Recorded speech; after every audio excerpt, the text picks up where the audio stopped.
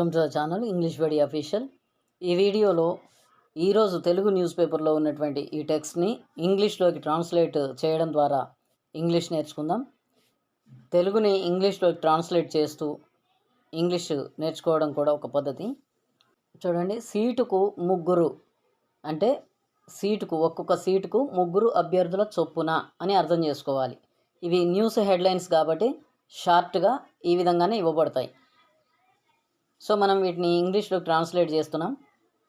So ఇక్కడ ముగ్గురు అనేటటువంటి వర్డ్ ఉంది కదా, దీనిని మనం ముందుగా చెప్పాలి. ఎందుకంటే ఇక్కడ ప్రత్యేకంగా ఒకరు చేసినట్టుగా అంటే సబ్జెక్ట్ అనేది ప్రత్యేకంగా ఏం లేదు కాబట్టి ఈ ముగ్గురు అనేటటువంటి వర్డ్ని మనం ముందుగా చెప్తాం. సో ముగ్గురు అని అంటే 3 అని చెప్పాలి. 3 అంటే ముగ్గురు అభ్యర్థులు అని. 3 సీటుకు, ఇంతకుముందు ట్రాన్స్లేషన్లో కు అని అంటే 2 అనేటటువంటి ప్రిపోజిషన్ చెప్పాం. సో ఇక్కడ అలా కాదు, సీటుకు అని అంటే సీటుకు చొప్పున అని అర్థం. సో పర్ సీట్ అని చెప్తాం ఇక్కడ. 3 పర్ సీట్ అంటే ఒక్కొక్క సీటుకి ముగ్గురు చొప్పున అని అర్థం. 3 పర్ సీట్.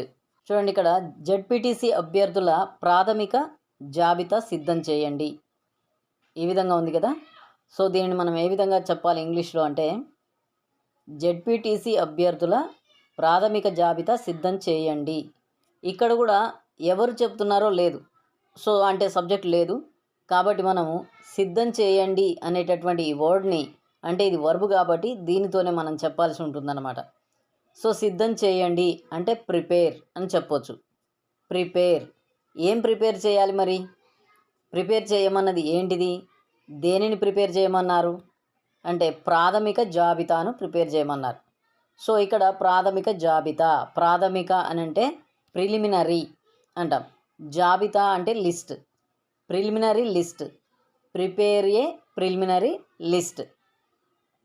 ఓకే, ఎవరి ప్రిలిమినరీ లిస్ట్ సిద్ధం చేయాలి? జెడ్పీటీసీ అభ్యర్థుల అంటే జెడ్పీటీసీ అభ్యర్థుల యొక్క అని అర్థం. అది జెడ్పీటీసీ అభ్యర్థుల యొక్క ప్రాథమిక జాబితా సిద్ధం చేయండి అని చెప్పినట్టు. సో యొక్క అనేది లేదు, మనము యొక్కకు సంబంధించిన వర్డ్ ఇంగ్లీష్లో ఆఫ్ అని రాయాలి, O F of, right. Prepare a list, prepare a preliminary list of ZPTC candidates, right. ఆశావహుల గుణగణాలు పరపతిని పరిశీలించండి. ఈ సెంటెన్స్ చూడండి, ఎవరు చెప్తున్నారో లేదు కదా, ఇది కూడా సేమ్ పైదాని మాదిరిగానే. పరిశీలించండి అంటే ఎగ్జామిన్, పరిశీలించండి అంటే ఎగ్జామిన్. దేనిని పరిశీలించాలి మరి? గుణగణాలను పరిశీలించాలి, పరపతిని పరిశీలించాలి. కాబట్టి గుణగణాలు ఇది మనం ముందుగా చెప్పాలి. ఎగ్జామిన్ ద క్వాలిటీస్, క్వాలిటీస్ అంటే గుణగణాలు, గుణాలు. ఓకే, అండ్ తర్వాత పరపతి, రెప్యుటేషన్ అని అంటాం. Examine the qualities and reputation. ఎవరివి ఈ గుణగణాలు పరపతిని అంటే ఆశావహుల అంటే ఆస్పిరెంట్స్ అని అంటాం. ఆశావహులు అని అంటే aspirants. So examine the qualities and reputation of aspirants, ఈ విధంగా చెప్పాలి, రైట్. ఇక్కడ సెంటెన్సెస్ ఉన్నాయి చూడండి. 5వ తేదీ కల్లా అంటే by the date 5th, by the date 5th. ఇది వాక్యం చివరిలో కూడా చెప్పొచ్చు, ముందైనా చెప్పొచ్చు, చివరిలో కూడా చెప్పొచ్చు. పీసీసీకి జాబితాలు పంపండి. సో ఎవరు చెప్తున్నారో లేదు కదా, సో పంపండి అనేటటువంటి వర్డ్ మనం చెప్పాలి. Send, send. ఏం సెండ్ చేయాలి? జాబితాలు, లిస్ట్స్. సెండ్ లిస్ట్స్ ఎవరికి? టీపీసీసీకి. సో 2 ఇక్కడ 2 చెప్పొచ్చు, to TPCC. By the date 5th send lists to TPCC, ఈ విధంగా చెప్పొచ్చు. లేదా send lists to TPCC by the date 5th అని, ఈ బై ద డేట్ 5th అనేది చివరిలో కూడా చెప్పొచ్చు. ఈ విషయం కూడా అర్థం చేసుకోండి.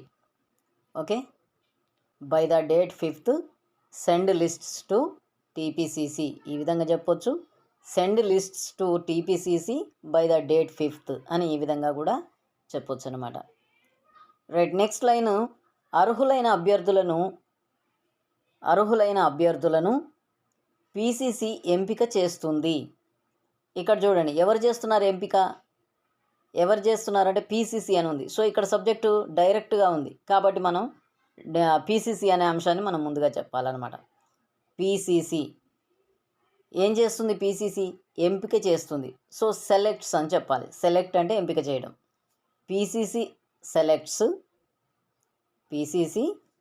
సెలెక్ట్స్ ఎంపిక చేస్తుంది. ఎవరిని? అర్హులైన అభ్యర్థులను. అర్హులైన అంటే ఎలిజిబుల్ అని చెప్పాలి. అర్హులైన, ఎలిజిబుల్. అభ్యర్థులు అనేది తెలుసు కదా, candidates. PCC selects eligible candidates. ఈ విధంగా చెప్పాలి. PCC selects eligible candidates. ఈ విధంగా చెప్పాలన్నమాట. ఓకే. పీసీసీ సెలెక్ట్స్ ఎలిజిబుల్, అర్హులైన అభ్యర్థులను, క్యాండిడేట్స్. నెక్స్ట్, స్థానిక ఎన్నికల్లో గెలుపే లక్ష్యంగా పనిచేయండి. ఎవరు చెబుతున్నారు? లేదు. సో మనము ఇక్కడ కూడా వర్బ్తో అని చెప్పవచ్చు. స్థానిక ఎన్నికల్లో గెలుపే లక్ష్యంగా పనిచేయండి. ఎవరు చెప్తున్నారో లేదు కాబట్టి పని చేయండి అనే ఈ వర్బ్ని మనం ఫస్ట్ చెప్పాలి. పని చేయండి అంటే వర్క్. పని చేయండి అంటే వర్క్.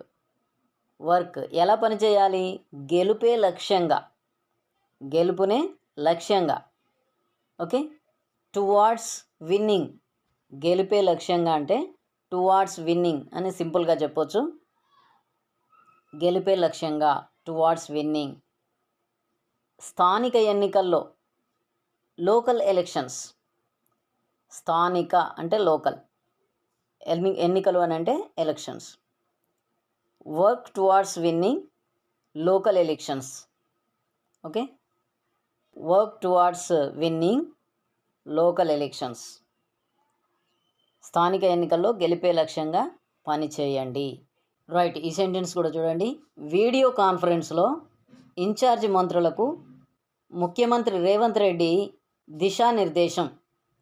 అంటే వీడియో కాన్ఫరెన్స్లో ఇన్ఛార్జి మంత్రులకు ముఖ్యమంత్రి రేవంత్ రెడ్డి దిశానిర్దేశం చేశాడు, డైరెక్ట్ చేశాడు. సో ఇక్కడ వీడియో కాన్ఫరెన్స్లో అనేటటువంటి వర్డ్ని మనము ఇంగ్లీష్లో ట్రాన్స్లేట్ చేసేటప్పుడు ముందుగానైనా చెప్పొచ్చు, చివరిలోనైనా చెప్పొచ్చు. రైట్. ఇన్ ద వీడియో కాన్ఫరెన్స్లో అంటే ఇన్ ద వీడియో కాన్ఫరెన్స్ ఎవరు చేశారు దిశానిర్దేశం? ముఖ్యమంత్రి రేవంత్ రెడ్డి. సబ్జెక్ట్ ఉంది కాబట్టి ఇదే అంశాన్ని మనం ముందుగా చెప్పాలి. In the video conference the chief minister Revanth Reddy directs. దిశానిర్దేశం అంటే డైరెక్ట్స్ ఎవరికి? ఇన్ఛార్జ్ మంత్రులకు. సో టు ఇన్ఛార్జ్ మినిస్టర్స్ అని చెప్పొచ్చు. To incharge ministers. In the video conference the chief minister Revanth Reddy directs to incharge ministers. ఈ విధంగా చెప్పొచ్చు. లేదంటే the chief minister Revanth Reddy directs to incharge ministers in the video conference. ఈ విధంగా కూడా చెప్పవచ్చు అన్నమాట. నెక్స్ట్ చూడండి. జనాభా ప్రాతిపదికన కంప్యూటర్ల కంట్రోల్లో రిజర్వేషన్ల ఖరారు. ఈ సెంటెన్స్ చూడండి. జనాభా ప్రాతిపదికన కంప్యూటర్ల కంట్రోల్లో రిజర్వేషన్ల ఖరారు. ఈ సెంటెన్స్ ఎలా చెప్పాలంటే జనాభా ప్రాతిపదికన అంటే on the basis of population. జనాభా ప్రాతిపదికన అంటే on the basis of population. Population అంటే జనాభా. On the basis of, basis BASIS, on the basis of population రిజర్వేషన్ల ఖరారు. The reservations are finalised.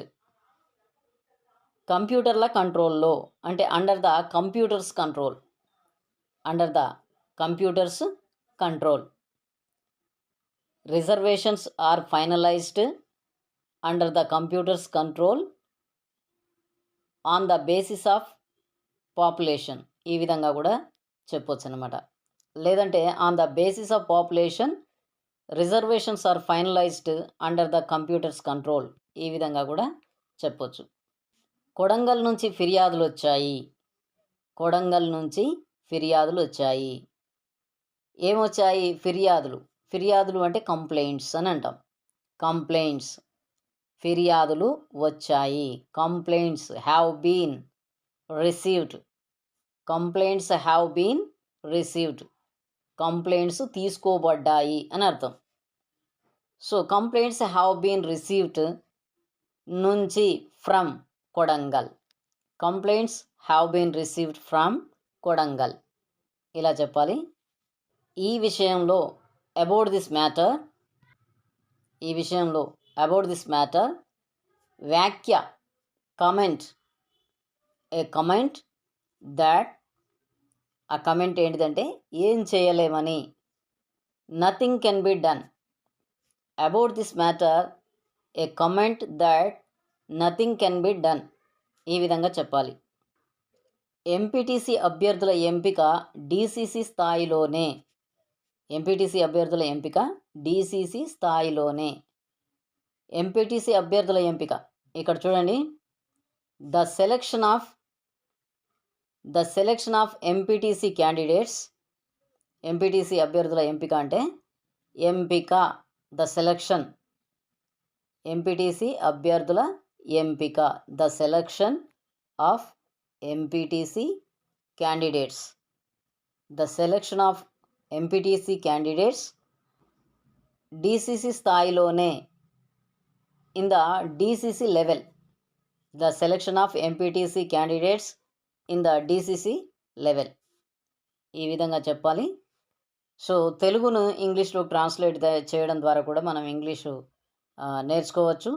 So video end వరకు చూడండి. వీడియో నచ్చితే లైక్ చేయండి, షేర్ చేయండి, కామెంట్ చేయండి, సబ్స్క్రైబ్ చేసుకోండి. హైప్ ఆప్షన్ వస్తే హైప్ కూడా చేయండి. Thank you.